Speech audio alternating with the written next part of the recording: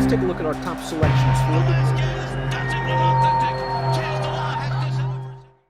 Hi, everybody. Dan Illman, Mike Beer. The feature race at Oaklawn Park on Saturday is race number 8. Let's throw up the field for the King Cotton Stakes. Older sprinters going 3/4 of a mile. $150,000 is the purse. Flagstaff, the number 3, 8-5 on the morning line. This is a very deserving favorite. He is a graded stakes winner. They were going to run him in the Breeders' Cup Sprint. It was reported he came up with a little bit of a setback before the race, and John Sadler's given him plenty of time to recover. Yeah, all those things are probably true. I think he really is the horse to beat in here. It's also worth noting that they shipped him here last year, Dan, to race over this track, and he ran great.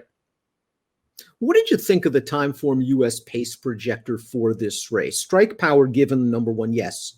He is a very fast horse, but so is Mr. Jägermeister, the 6. And I just have a feeling that maybe this blue bar scenario, maybe this race heats up a little bit. Maybe Mr. Jägermeister and Strike Power hook up at some point.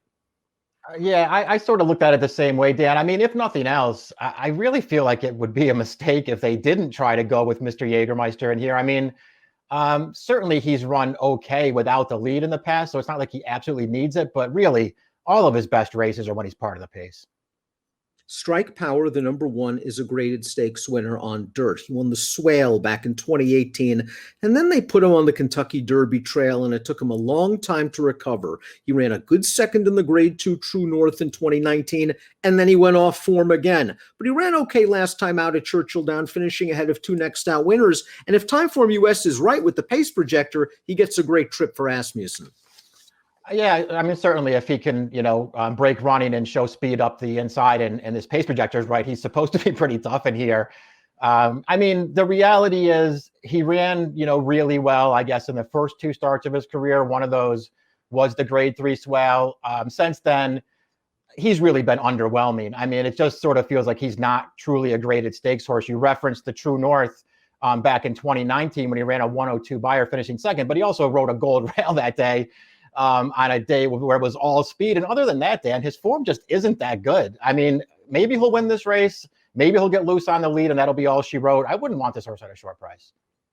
7 Nation Army popped a 99 Beyer speed figure in his most recent start, but that was a 5/8 of a mile race over sloppy going at Churchill Downs. This horse has run very well at Oaklawn Park in the past. He has a versatile running style. I liked the race at Churchill last time out. He was kind of chasing the pace. He had a lot of work to do in the stretch, and he just kept on chugging, and he got up late. Stretching out to 6 is going to be fine for him. Give him some pace. He's a contender at 9-2. Yeah, the race could set up the right way for him. I mean, in reality, his last 4 starts of 2020, they were all good. He got the big figure for the last one, but he ran pretty well in all of those races. If you go further back in his PPs, he's got a triple-digit Beyer back there, so it's not like the 99 came out of nowhere. He earned that triple-digit Beyer over this track too, Dan. So there are things to like about this horse.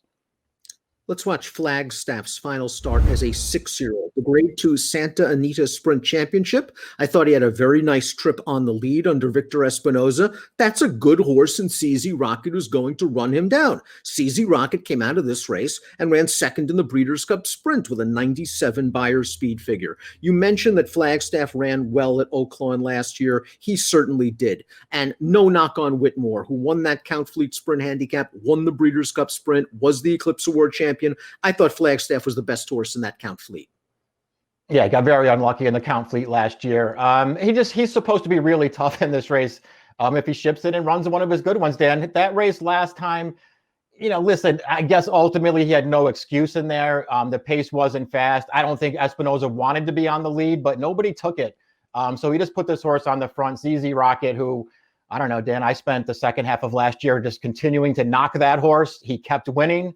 And then he came out of that race and he ran well again, I guess, to be second in the Breeders' Cup. I don't know, Dan. This horse, to me, he's the horse to beat in here if he shows up with his good race.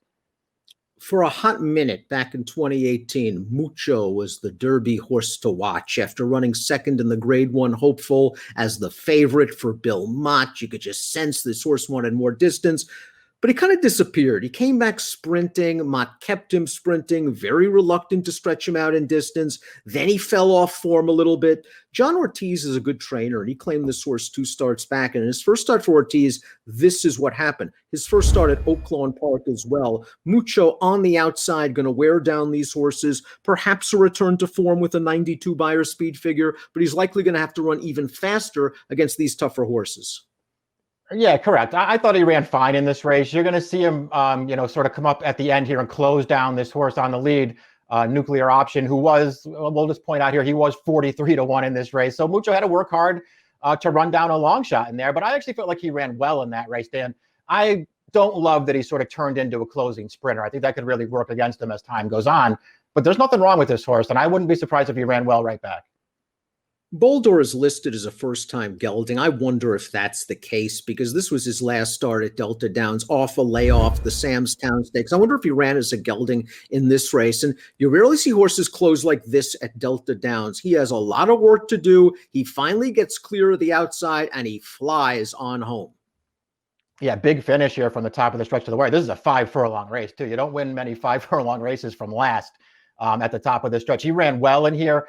He was a little in and out, I felt like, prior to that. He felt like he had early potential. He really didn't have a great campaign last year as a 4-year-old. I liked the way he returned last time, though. The Minnesota-bred Flash, the 6 Mr. Jägermeister, has been managed very well by his connections. They've won 11 of 25. They found good spots for him. He's coming off of a layoff here. They ran him on turf going 2 turns at Canterbury.